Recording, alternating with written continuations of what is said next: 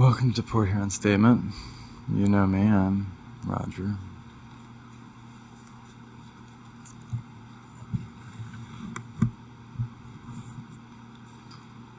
Alright. So I don't know if you've heard, but President, or I guess you'd say at this point, former President Maduro of Venezuela has been arrested.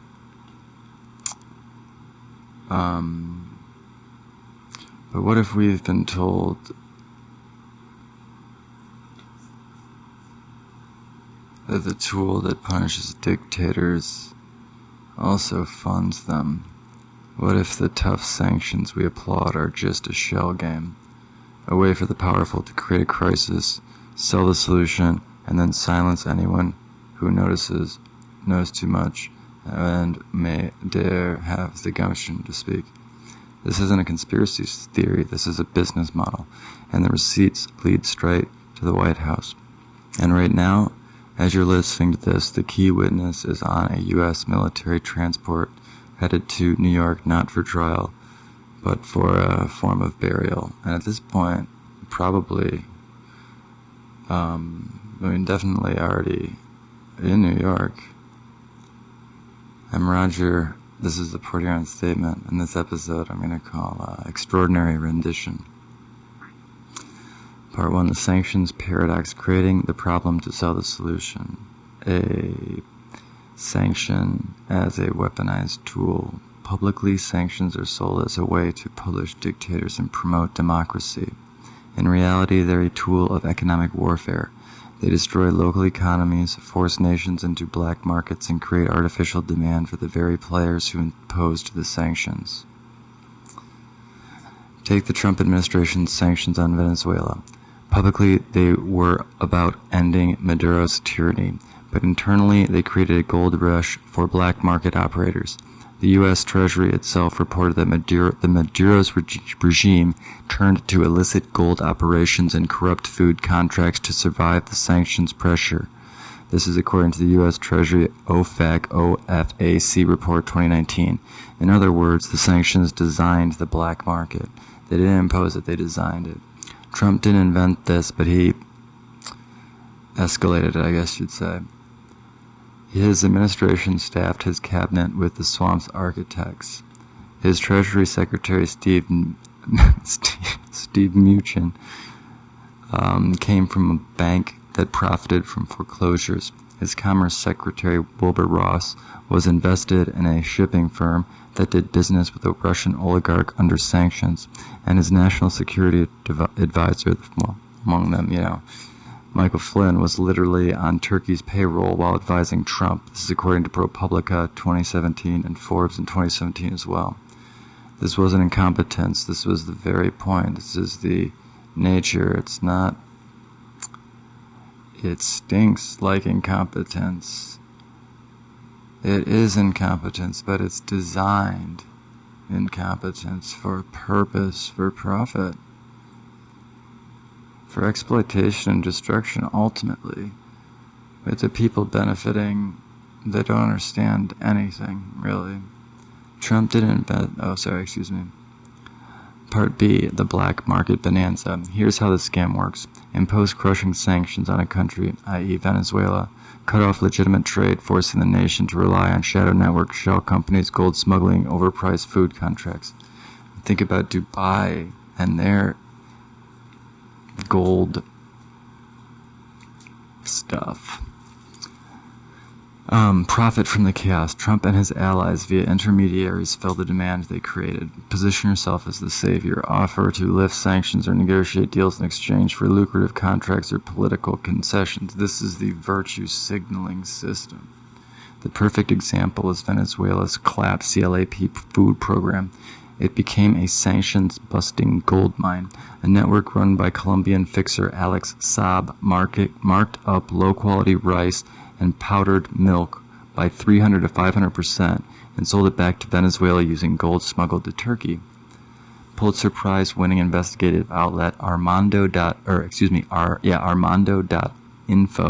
documented how this motherfucker documented how it's supposedly sold mostly as baby formula, contained barely 8 grams of protein per 100 grams, not the 26 grams listed on the packaging. And this is how they were able to get such outstanding profit margin gains, is by taking something that's difficult to discern, on visual inspection, and then swapping it, frauding it out.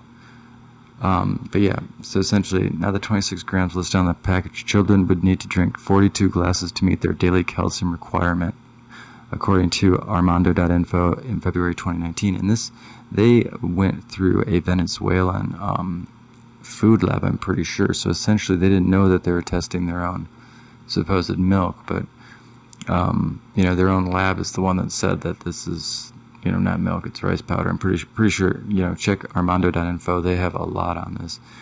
This wasn't just fraud. This was slow motion infanticide for profit. And the Turkish shell company at the heart of it, Mulberry Projetirim. The U.S. Treasury finally sanctioned Mulberry in 2019, according to Treasury designation in 2019. But here's the catch. That company operated under the protection of Turkish President Recep Tayyip Erdoğan, a man with a very special, very financial relationship with Donald Trump. The Erdoğan-Saab triangle, case study in exploitation. The financial leverage, Trump Towers Istanbul. That relationship wasn't just diplomatic, it was very financial. Trump licensed his name to Trump Towers Istanbul, a project that paid him between $1 and $7 million per year during his presidency. This is according to the Trump Financial Disclosures 2015 to 2018. Erdoğan attended the launch. When tensions rose, Erdoğan threatened to remove Trump's name from the building, a direct leverage play. And this is according to Reuters in 2019. When we ask Trump why Trump's sanctions enforcement seemed selective, start here. The president was a business partner of the chief sanctions buster, someone that was profiting using gold to get around the sanctions imposed on Venezuela, and using the sanctions the fact that the sanctions didn't apply to these food programs as a means to profit and get around the sanctions. Oh my gosh.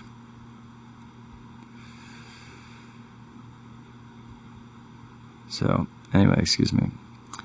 Part B, middleman's protection racket. Erdogan's regime provided the infrastructure. Turkish banks processed over $900 million in Venezuelan gold in 2018 alone, much of it through shells like Sardis.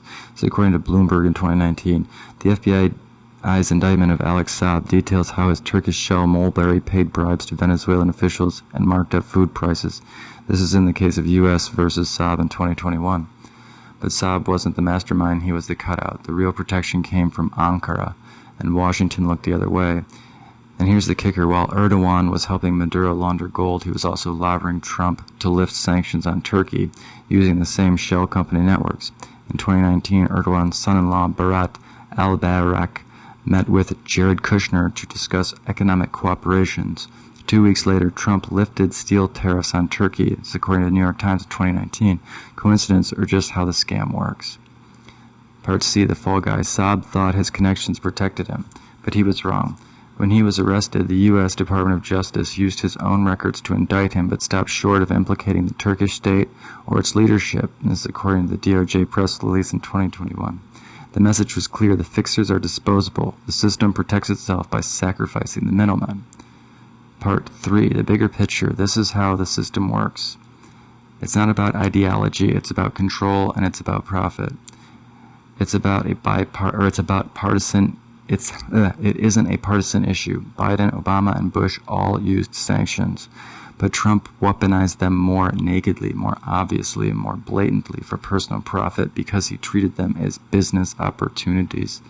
He thought he was untouchable. He didn't think he needed to hide. The cycle is always the same, though. Create a crisis, sanctions, wars, economic collapse. Profit from the chaos, black markets, reconstruction contracts, humanitarian aid scams. This happened heavily in Afghanistan and Iraq. Offered to fix it for a price. I mean, look at how Cheney ended up being that fixer over and over again through Halliburton. You're next, a domestic playbook. This isn't about Venezuela or Turkey necessarily. This is the same playbook that is being applied domestically.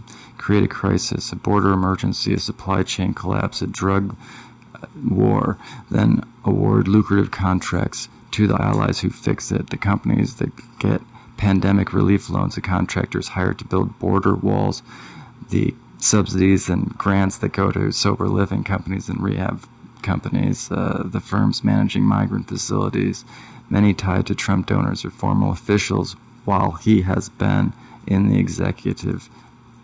This is according to ProPublica in 2020, the mechanism identical. Crisis, capture, profit. If you're not part of the inner circle, you're either a mark, a pawn, a shill, or a future scapegoat. It's not about ideology. And if you think this is just about foreign policy, ask yourself, why did Trump's administration gut the State Department's Anti-Corruption Bureau in 2017? Why did they fire the Inspector General? Why did they fire the Inspectors General investigating pandemic contracts? This is according to the Washington Post in 2020. Because the playbook isn't just for dictators. It's for anyone who gets in the way of the profit chain, the control chain, and the advance of the information dominance system, the simulacrum. Whether you're a Venezuelan kid drinking poison baby formula or an American whistleblower. The Rendition playbook from Noriega to Maduro. Let's talk about what just happened to Nicolás Maduro again. This is very important. The U.S. military conducted a raid on Venezuelan soil, seized their president, and transported him not to an international court, but to New York. And not just anywhere in New York either. Not just anywhere in New York. They transferred him to a CIA hotbed airport. They didn't go to JFK, they didn't go to LaGuardia, they didn't go to even Andrews Air Force Base. Where is it they went to? Oh my gosh, it doesn't matter. I think I get to it anyway. We'll get to it later anyway. But the media is calling this justice, but if you know history, you know exactly what this is. It's witness elimination through extraordinary rendition. This isn't the first time. This is a playbook, and every time it's been used, it's been the same purpose. Silence someone who knows too much about crimes in the executive branch and across the CIA. Case study number 1 is Manuel Noriega in 1989. In 1989, the United States invaded Panama, arresting Manuel Noriega and brought him to Miami to face drug trafficking charges. The official stories were to stop a dictator and drug lord. The actual story, Noriega had been a CIA asset for well over 20 years. This is according to a Senate Intelligence Committee report in 1988. He was the logistic coordinator for Iran-Contra. He was an essential go-between for the Reagan administration, and Bush personally used him. The illegal operation where the U.S. sold weapons to Iran and used the proceeds to fund Contra rebels in Nicaragua, all while facilitating cocaine trafficking into American cities. And this is according to the Kerry Committee report in 1989. And again, Bush was integral, and obviously Ali North and a bunch of other, American patriotic heroes of the modern neo-lib-con nightmare era. Noriega didn't run the drug trade, he just facilitated it for U.S. black operators. He helped move cocaine from Colombia through Panama into the United States, weapons and cash from the U.S. to the Contras, money through Panamanian banks to launder the whole operation. The DEA knew, the CIA knew, the White House knew. Oliver North's notebooks documented Noriega's cooperation. This is according to North's notebooks declassified in 1994. He was the ultimate cooperator. He was perfectly complicit and compliant and obedient. So why did we invade? Because Noriega started talking. He threatened to expose U.S. involvement. He became a liability. Ultimately, because the deal was no longer serving Noriega and it was also no longer serving the United States. So we invaded a sovereign nation, kidnapped their leader, and prosecuted him in Miami for the exact crimes we had been using him to commit. U.S. first Noriega in 1992. We also installed him. He was sentenced to 40 years. He died in custody in 2017. He never testified about CIA drug trafficking. The operation stayed buried. The pattern repeats, extraordinary rendition as a silencing tool. Noriega wasn't an anomaly. Extraordinary rendition, seizing someone from a foreign country without legal process, creating the process. the precedents to do it, has been used repeatedly to eliminate witnesses of the executive branch and to control narratives. Consider the so-called War on Terror renditions. After 9/11, the U.S. conducted hundreds of extraordinary renditions, according to the ACLU report in 2005. Suspects were kidnapped, taken to black sites, tortured, and held without trial. The official story is intelligence gathering, but they were very ineffective at intelligence gathering, mind you. But here's what we know happened. Many of these individuals had information about U.S. involvement in funding and arming groups that later became enemies.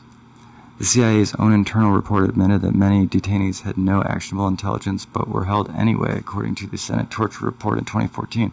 Also, if we look deeply at the Mueller report and compare that to Hofsicker's reports, we see that there is a lot to be concealed.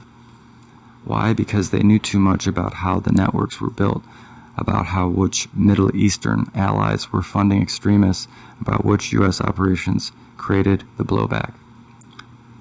They weren't detained for what they did, they were detained for what they knew, or for what they were part of, or for helping the United States in something the United States didn't want the world to know, or American citizens to know. The ultimate rendition, Osama bin Laden. And then there's Osama bin Laden. The official story, Navy SEALs raided his compound in Pakistan, killed him in a firefight, and buried him at sea within 24 hours to respect Islamic tradition. But let's be clear about what actually was accomplished. No trial, no testimony, no documents released, no questions answered. Bin Laden wasn't just a terrorist leader. He was a former CIA asset turned financial witness. In the 1980s, he was part of the U.S.-backed Mujahideen in Afghanistan, and this is according to the State Department itself. He understood the money pipelines from Saudi intelligence and the logistical networks built with American help. His family had deep business and political ties, including to the Bush family and through the Carlyle Group, and decades of oil and construction deals, according to the Wall Street Journal in 2001. Financial Times 2001, this is heavily well documented. The family pariah narrative that's been applied to Osama bin Laden was always overblown. The financial and intelligence relationships were never fully severed. There is a lot on this. I encourage you to look into what happens in the early days of Afghanistan when they really had him cornered and more or less let him go. He knew how the U.S. funded and armed extremist groups during the Cold War, which Gulf state officials continued financing al-Qaeda after 9/11, the financial architecture connecting U.S. allies to terrorist operations. A trial would have been a public accounting of that entire system. It would have actually ended the terror financing networks, but that's not what they wanted. Bin Laden's defense would have had subpoena power. Financial records would have been entered into evidence. The origins of the money would have been exposed. Instead, we got a body in the ocean in a closed case. Investigative journalist Seymour Hersh alleged Pakistan had been holding bin Laden under house arrest, and the U.S. negotiated his handover to avoid a trial. This is according to the London Review of Books in 2015. Whether that's true or not, the result is identical: no trial, no testimony, no evidence. A financial witness to decades of covert operations was permanently silenced. Maduro, the latest rendition. And now Nicolás Maduro, seized in a military raid, transported to Stewart, that's it, Stewart Air National Guard Base in Newburgh, New York, facilitated with documented history as a CIA transport point for rendered detainees, according to the New York Times 2025. Also, so many times people that went through black operation, torture, and interrogation were transported through that site to then black sites. It's got a history. Picking that site is, at the very least, a dog whistle. They didn't choose that location for convenience. They chose it for deniability and control. This is how you handle a national security asset, not a regular defendant. This is how you ensure that before he ever sees a lawyer, he sees an interrogator. He'll be charged with drug trafficking, money laundering, and corruption related to the Clap Food Pact program, the exact operation that Trump and his network profited from through Alex Saab and Turkish intermediaries. Actually, right now, I don't think that they're charging him with that, which is interesting. They're avoiding that, because that's one of the most egregious things. Because, I mean, this caused a lot of malnourishment of kids, and the result of them getting, like, sodium poisoning and stuff, making them get really, like, thirsty. It's just bad. It's just cruel. Over and over again, Trump is torturing people to extract from them, and this is the very theme of it. And he knows something else. Trump went into business with him. The sanctions weren't Trump being tough. They were Trump creating the market conditions for the black market deal he was already part of. Maduro didn't break Trump's rules. Trump wrote rules that made Maduro's operation necessary and profitable for both of them. He knows which American businessmen and lawyers facilitated sanctions evasion, how gold was smuggled through Turkish banks protected by Erdoğan, the financial flows from the Clap Fund, including the baby formula scam that killed children, Trump's involvement through shell companies and intermediaries. A trial would create a public record. His defense team would have subpoena power. Financial records would be entered into evidence. Witness would be called.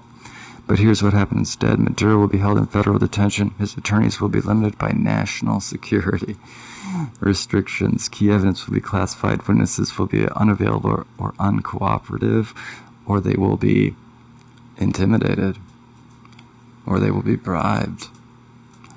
He'll either plead guilty in a sealed proceeding, die in custody, or spend the rest of his life in prison without ever testifying about who he was working with. Probably not voluntarily.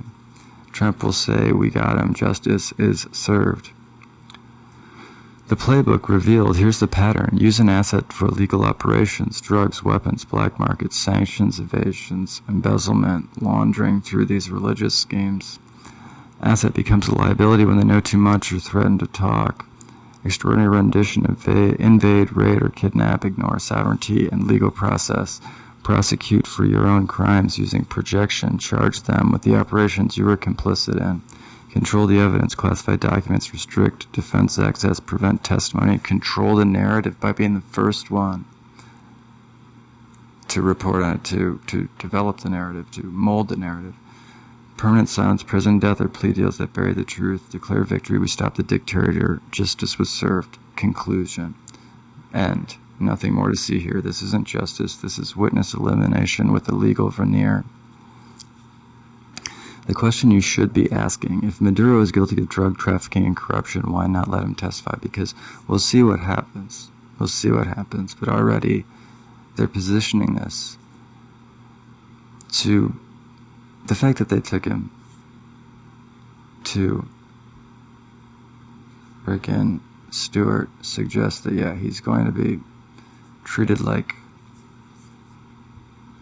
he's a terrorist, more or less. Why not put the financial records in open court? Now, why not allow his defense to subpoena the shell companies, the Turkish banks, and the American intermediaries?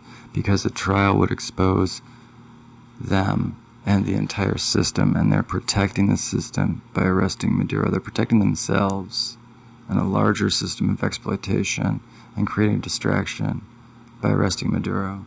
And they're creating virtue signaling. They're pretending like they're doing something virtuous, but they're really just covering their tracks.